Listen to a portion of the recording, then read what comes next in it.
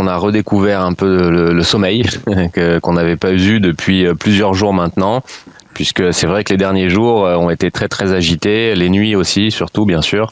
On n'a pas beaucoup dormi, on était très régulièrement dans les abris.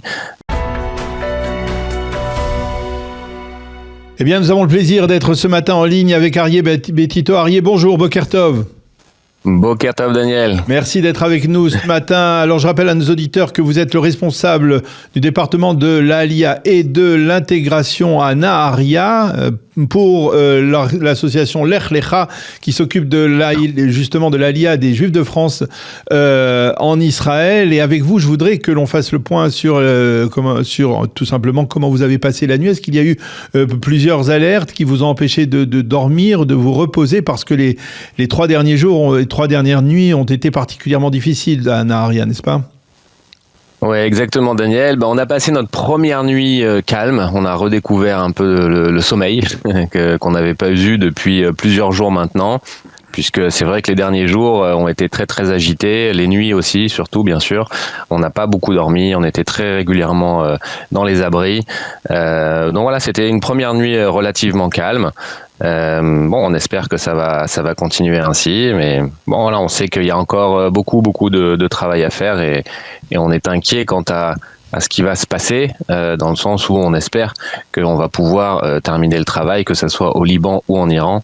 Et voilà, on espère vraiment qu'on va nous laisser faire cette fois-ci. Alors et qu'on pourra aller où. Alors, je vais vous demander plus tard ce que ça veut dire terminer le travail. Avant ça, je voudrais avoir des nouvelles des habitants de Naharia, en particulier des francophones qui sont nombreux à Naharia, qui se sont installés ces dernières années, entre autres grâce à vous, à Naharia, qui est la plus grande ville, il faut le dire, du nord d'Israël, de l'extrême nord d'Israël. Comment la population a vécu ces dernières nuits, ces dernières journées de guerre ? Malheureusement, la population, maintenant depuis plus de 2 ans de guerre, est habituée. C'est malheureux à dire, mais on est habitué à cette situation. Donc on est organisé, chacun sait ce qu'il a à faire pour protéger sa vie, bien évidemment.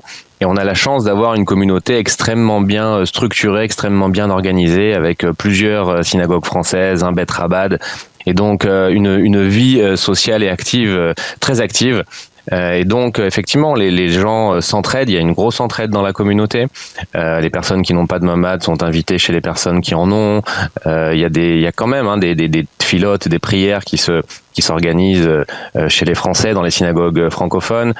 La vie suit son cours dans une situation d'urgence et compliquée. Le gros problème étant que les enfants n'ont pas d'école, et ça c'est difficile pour les parents, ça empêche bien sûr de travailler. Les enfants sont excités, c'est compliqué de les maintenir à l'intérieur des journées entières.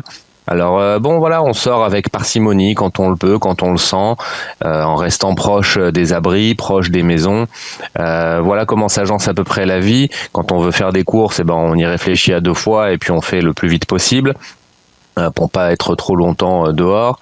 Voilà à peu près le rythme de vie, mais c'est vrai qu'on a la chance d'avoir une ville d'abord protégée, c'est vrai, et d'avoir une communauté quand même très très très vive, très active, qui fait ce qu'il faut pour que ça se passe bien pour tout le monde. Voilà. Alors, je reviens sur ce que vous nous disiez à l'instant, c'est-à-dire aller jusqu'au bout. Qu'est-ce que vous attendez aujourd'hui à Naharia de la part du gouvernement ? Parce que on l'a pas oublié, il y a plus d'1 an, il y a eu un cessez-le-feu qui a, on va dire, apaisé la tension sur le nord, mais qui n'a pas résolu tous les problèmes. Qu'est-ce que la population de Naharia attend aujourd'hui du gouvernement ? La création, par exemple, d'une zone de sécurité qui sépare, on va dire, la menace du Hezbollah, même si celle-ci s'est atténuée, du territoire israélien ? Malheureusement, il n'y a pas de solution qui soit réalisable et qui soit parfaite. J'entends par là que bien sûr une zone de tampon, ça serait bien sûr bien pour nous. Ça permettrait de faire reculer le Hezbollah, ça nous permettrait de gagner quelques secondes sur les alertes, mais ça ne résoudrait pas le problème et ça mettra en danger si c'est fait nos jeunes militaires qui seront sur le terrain en permanence. Donc ce n'est pas non plus une solution parfaite. C'est une solution temporaire. C'est une solution qui coûte en temps, en matériel, en argent et en vie humaine. Mais bon, voilà, ça réglerait peut-être un problème temporairement. Pour moi, ce que j'entends par régler le problème définitivement, c'est un idéal, parce qu'on sait bien que cet idéal-là, il est très compliqué à réaliser.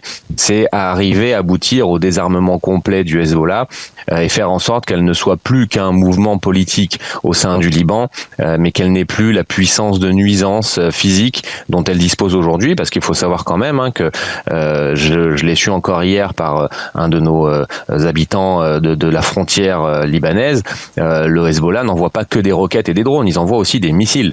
Oui. Donc ils sont encore équipés et voilà, et comme je le dis souvent, pour arriver à désarmer un mouvement de plusieurs dizaines de milliers de personnes au sein d'une société libanaise, il faudrait rentrer dans chaque maison pour les fouiller et en extraire les armes. C'est quelque chose d'impossible techniquement à faire. Donc on a bien conscience que si les Libanais eux-mêmes ne prennent pas leur destin en main, mais pour ça il faut qu'ils soient aidés par les instances internationales et la France en particulier qui est leur grand ami, il faudrait armer l'armée libanaise, la former, lui permettre d'aller chercher auprès du Hezbollah les armes manquantes, enfin restantes. Alors voilà, ça c'est un vœu pieux, bien sûr. Pour l'instant, on en est loin, et donc on voit pas le bout du tunnel concrètement. Alors oui, on peut taper, on peut faire des bombardements en allant le plus possible vers le nord du Liban, ou le nord-est en particulier. Mais ça ne règle pas fondamentalement le problème. Alors, je sais, franchement, on est un peu dans l'expectative, et puis on est surtout aussi très inquiet quand on entend des déclarations de Donald Trump qui dit qu'il a pratiquement terminé ses objectifs de guerre.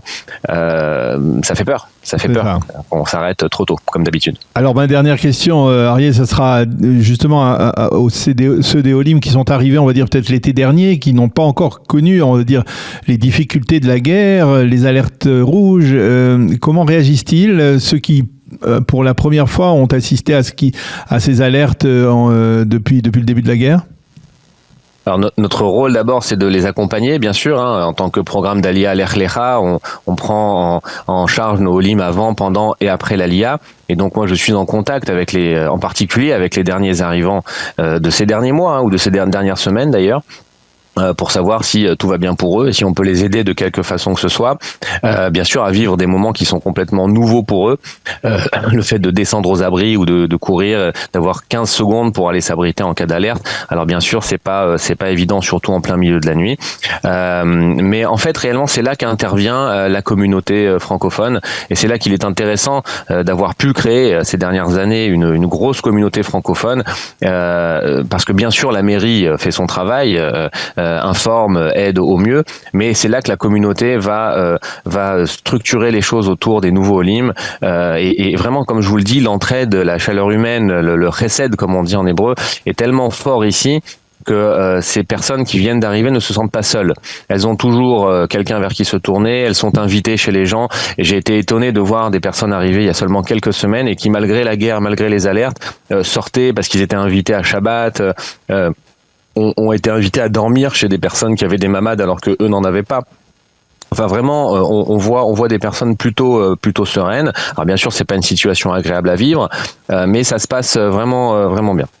Plutôt bien malgré la situation évidemment. Eh bien, oui, effectivement, on va rester sur cette note optimiste de votre part, Arié Betito. Merci beaucoup d'avoir accepté de répondre à nos questions ce matin. On vous souhaite de passer des journées et des nuits sereines à partir de maintenant dans ce conflit. Bonne journée, à bientôt. Merci encore, Arié. Bonne journée à vous.